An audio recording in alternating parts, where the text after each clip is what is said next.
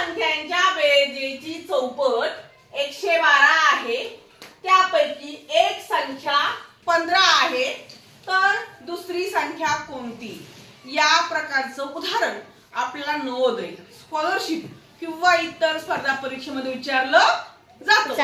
आता मला काय विचारलं बघा मुलांनो, दोन संख्यांच्या बेरजेची चौपट 112 आहे, हो की नाही? 112 आहे, पण त्यापैकी एक संख्या दिली कोणती? 15. पण दुसरी संख्या आपल्याला दिलेल्या 4 पर्यायामधून शोधून काढायची आहे. मग आपण काय करणार आहोत बघा बरं लक्षपूर्वक. आपण काय करणार आहोत? 112 ला या बेरजेच्या चौपटीने म्हणजे 4 ने भागणार आहोत.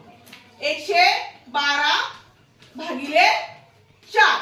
आता 4 ने काय करूया? भाग देऊया. आता 4 चे 5 11 आहेत का? नाही.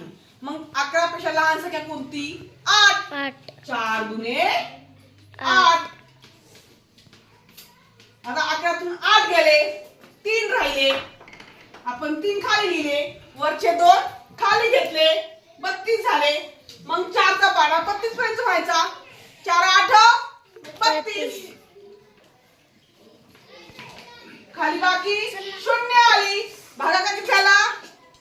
किती आला? 28. आपण काय करणार आहोत? या 28 मधून जी संख्या दिलेली आहे ना आपल्याला उदाहरणामध्ये 15, ते आपण काय करणार आहोत? वजा करणार आहोत. 28 वजा 15 उत्तर आलं